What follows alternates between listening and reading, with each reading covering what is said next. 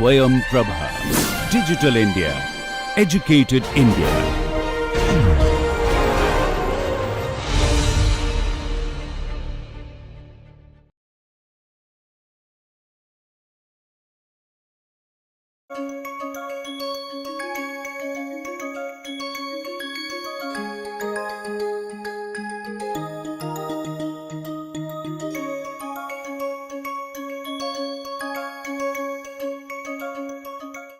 Hello and welcome.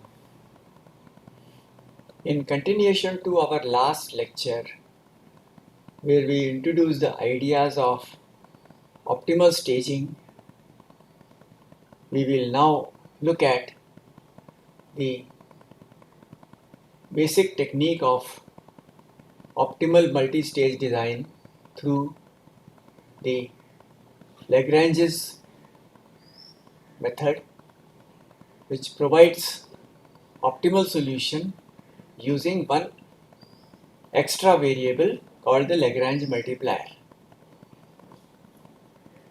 And we will probably also look at the possibilities of alternate ways of arriving at the optimal solution. So let us begin.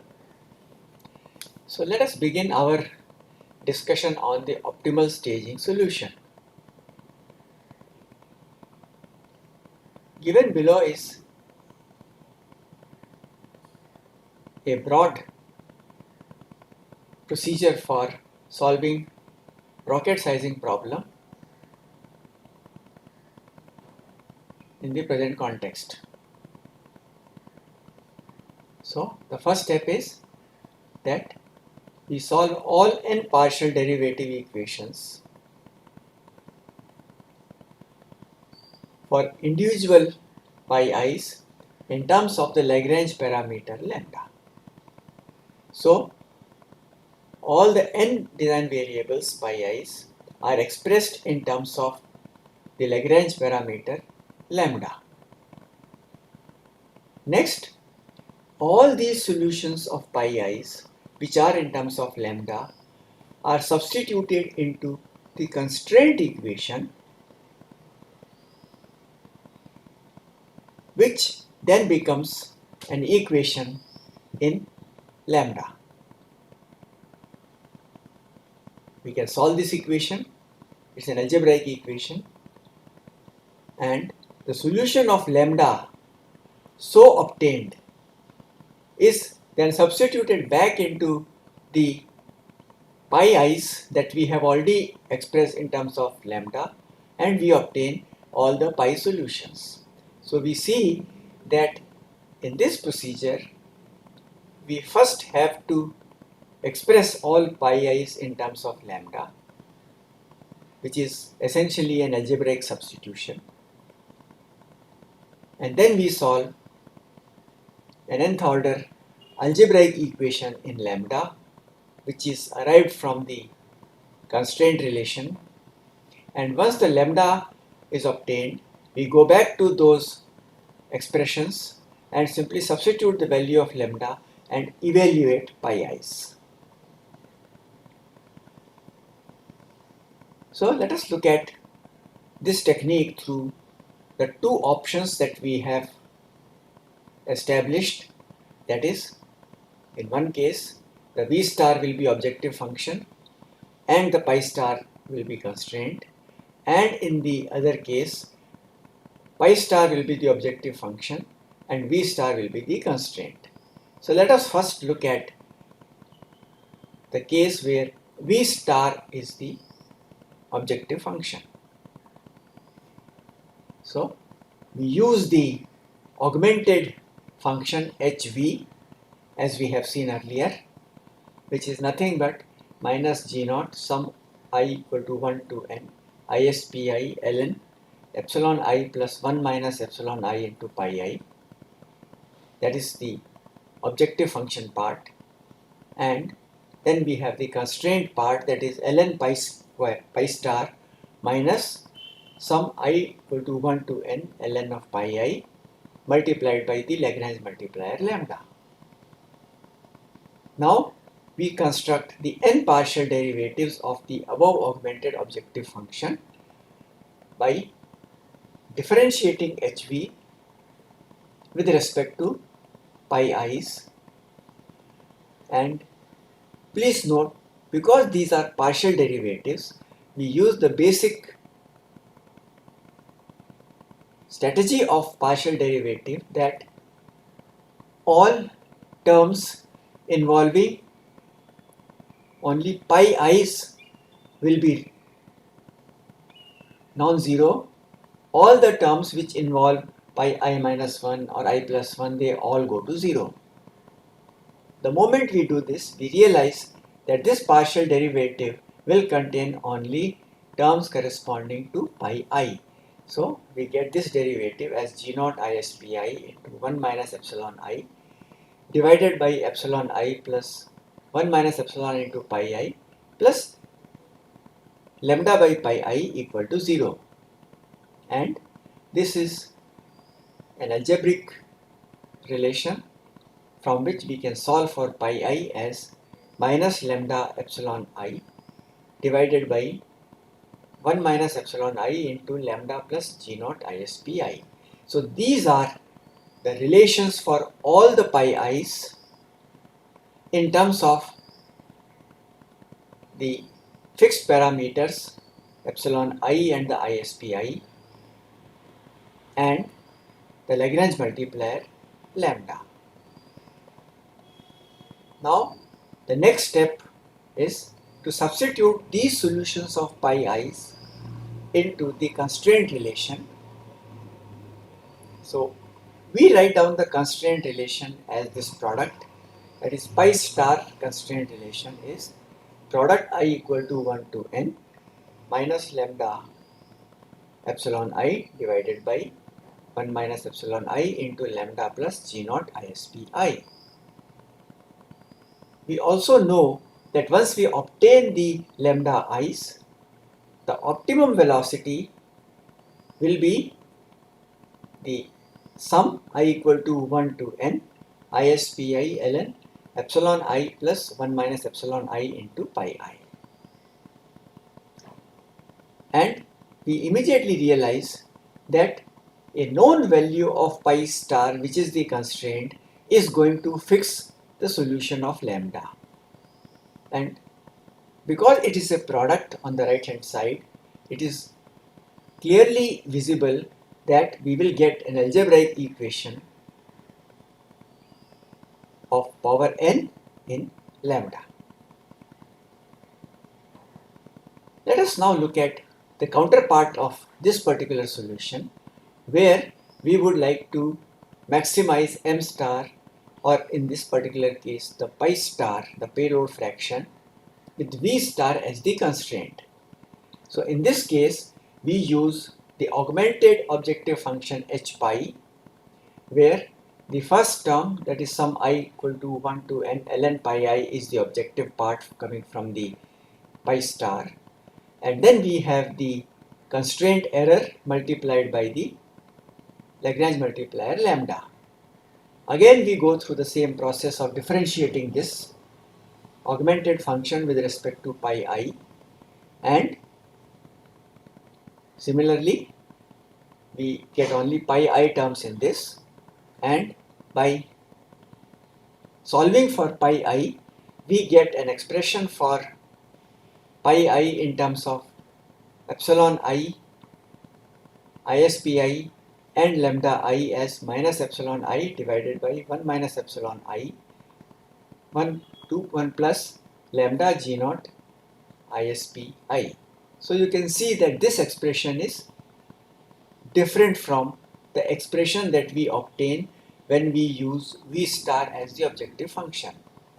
Then we substitute these values of pi i's into the constraint relation, that is v star constraint, and then once we do that, from this constraint relation again we will get an nth order algebraic equation in lambda, whose solution will give us the value of lambda, which will fix the solution for all the pi i's, and using those values of pi i's we can then obtain the optimal value of pi star.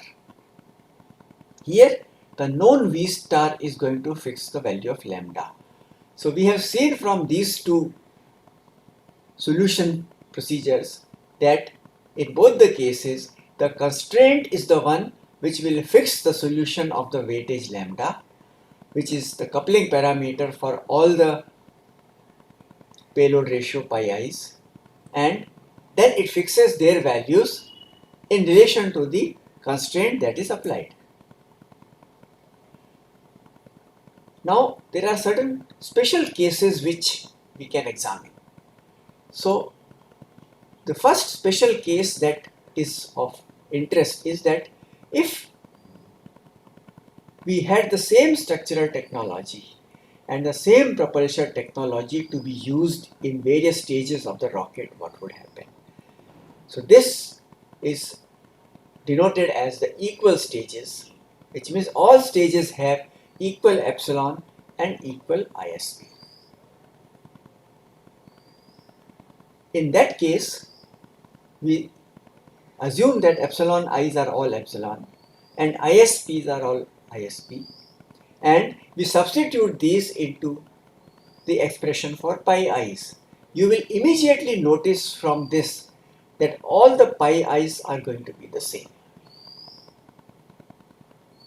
Because all the pi i's are going to be the same, it is now a simpler algebraic equation for lambda that we get from the constraint, and by putting that equation we redefine an additional parameter beta as v star by n g naught ISP, where v star is the velocity constraint, and the pi for every stage is e to the power minus beta minus epsilon divided by 1 minus epsilon. Because all the pi's are the same, the pi star is nothing but pi to the power n. Realize that this particular solution is an extremely simple representation if you have the same structure and the same propellant to be used in all the stages. Of course, if either the structure or the propellant or both are different, then obviously this formula is not applicable and we must use the expressions as given in the previous two derivations.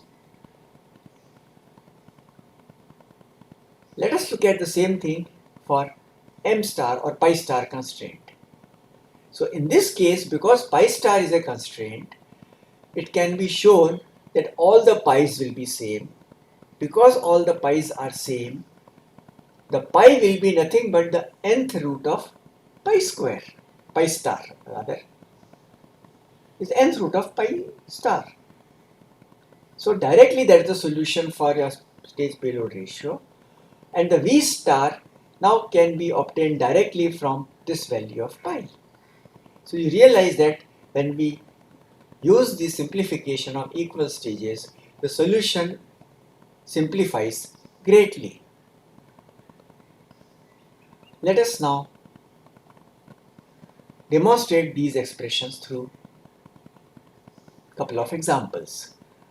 So let us first look at the case of a two-stage sounding rocket having equal stages, that is, it has epsilon 1 equal to epsilon 2 equal to 0.15. Let us try and determine the optimal pi and the liftoff mass m0 for a m star of 10 kg if V star required is 4000 meters per second while burning a propellant of ISP equal to 240 seconds.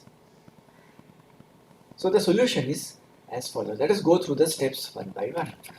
So let us first calculate beta, which is V star by n G naught ISP. As it is a two-stage, it is 4000, which is the V star, divided by 2 into 9.81 into 240. So we get a beta value of 0.8494. Substituting this into the expression for pi, which is e to the power minus beta minus epsilon divided by 1 minus epsilon, we get pi 1 as 0.3267. Now this is the value which is common for both the stages. So pi star becomes the square of this, which is nothing but 0.1067. So our payload fraction in this case, which is maximizing pi star, is 0.1067, and for a payload of 10 kg, the rocket must weigh roughly around 94 kg. So now we have designed an optimal sounding rocket which has a payload fraction of 0.106, and a 94 kg rocket will be able to launch a 10 kg payload. Let us now flip the problem and look at when we want to put a payload constraint and see what is the solution that we get and what is the velocity that we are going to get. So, in the previous case, the payload fraction that we had got was 0.106. Let us try for a slightly higher payload fraction of 0.15, and let us see what happens to the solution for the same set of structural ratios and same ISP of 240.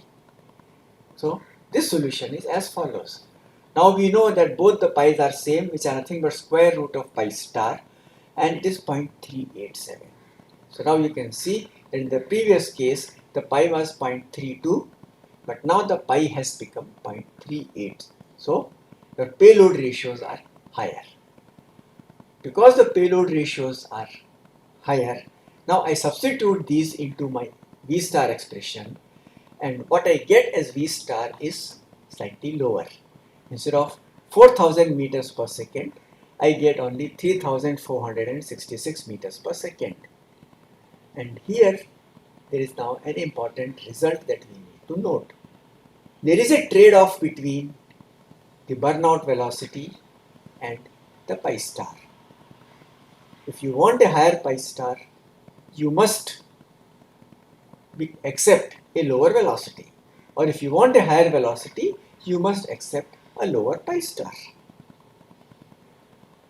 Let us now go to the general problem where we have stages which are not equal, and it is useful to recall the example that we saw in the last lectures about Angara 1.2, and let us say that that's the rocket that we want to redesign so that we get a payload fraction of 0.025, which means I want to use that rocket to achieve a higher payload fraction.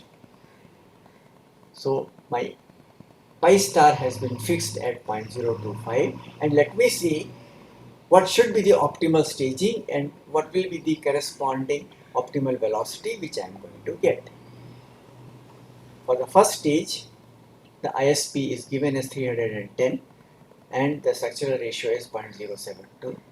For the second stage, the ISP is 342.5 and the structural ratio is 0.089. Let us now try to determine the new stage-wise payload ratios and the corresponding ideal optimal velocity. So, the old parameters, if you remember, you can go and check. The pi 1 was 0.188, the pi 2 was 0.124, and corresponding to these two, the V star was 9633.9 meters per second. This was the solution that we had obtained when we were looking at the mass configuration of the. So basically we are having a overall payload fraction which is not very large. Now let us formulate this problem in the context of the solution that we have obtained. So let me just go ahead and substitute the value of epsilon 1 and ISP1 into pi 1 expression, and similarly epsilon 2 and ISP2 into pi 2 expression. And then I say that pi 1 into pi 2, which is pi star, must be equal to 0.025, that is the constraint. So this is our constraint relation. This results in, with some amount of algebraic manipulation, a quadratic equation in lambda for a two-stage, whose solution actually results in two values of lambda 1 and lambda 2. One is minus 2055.9, other one is minus 0.7140.7. We will pick one of those. In fact, I will leave you to verify which one we should pick, because I'll give you a hint that the other value will be an invalid value. It will give you an inconsistency in your solution, which you should independently verify. So I'm not saying which one of these I have used, but using one of those, I get two solutions, pi 1 and pi 2, as 0.162 and 0.154, and I get pi star as 0.029. Let me make a comment here. We had started with the specification of a payload fraction of 0.025, but we have ended up with the value of 0.029. Kindly note that this is essentially because of the truncation errors which are part of the solution process, that we don't use all the decimal places, and particularly when there are large numbers, their manipulations results in smaller numbers, and if we ignore the higher digits, it is possible that you will result in little bit of error. You can actually verify this by doing a more accurate calculation and show that your pi star will be close to 0.025, which is the constraint that we have put. And for these values of pi 1 and pi 2, you get V star as 8,337 meters per second. And now you make a comparison. Originally, your pi star was smaller, but your V star was 9,600.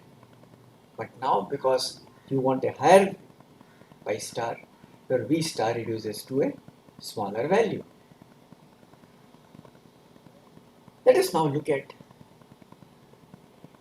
whether this particular technique has an issue. It's good technique, we have already seen, but there are certain drawbacks that we must take note of. So the first thing that it is seen is that we first need to get a solution for lambda before we can get a solution for pi I, at least for the unequal stages. For equal stages, we are in a position to eliminate lambda so that it is a simpler solution. But more often than not, we are not going to get the equal stage configuration. So obviously, it is going to require a lot more computational effort.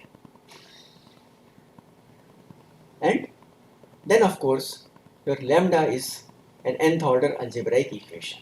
So there are two issues involved with it. As you increase the number of stages to 3, 4, 5, the order of the algebraic equation is going to increase. So you are going to get that many roots for lambda, and then you will have to pick the one which is going to give the feasible solution.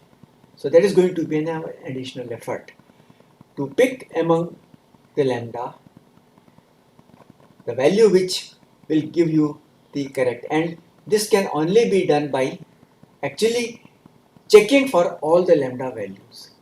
This can become a tedious exercise if all the lambdas are real numbers.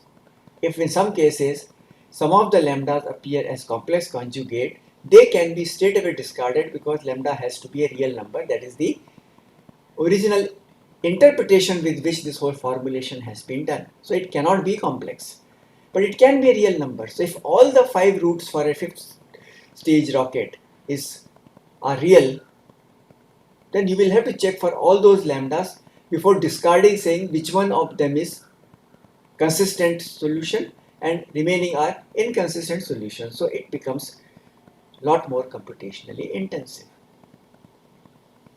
So is there an alternate way in which we can do this?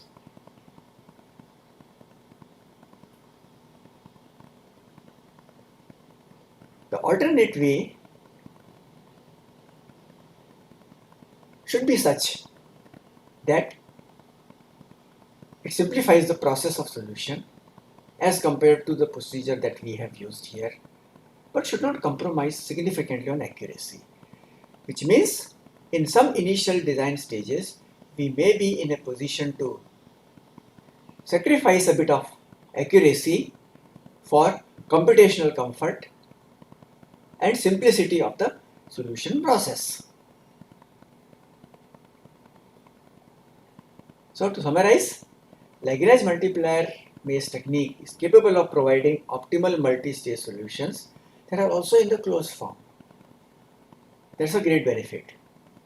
But we also note that we need to solve a slightly more complicated nth order algebraic equation for the Lagrange multiplier. Hi. So we have seen in this lecture the mechanization of the basic procedure proposed by the Lagrange for extracting optimal solutions of a constrained optimization problem, and we note that it becomes extremely simple in the context of equal stages, and we have also seen that in the context of unequal stages the numerical effort is going to increase almost exponentially as number of stages are increased, and that there is a need to look at an alternate methodology that will simplify the process without losing the accuracy, which is what we will look at in the next lecture. So bye, see you in the next lecture, and thank you.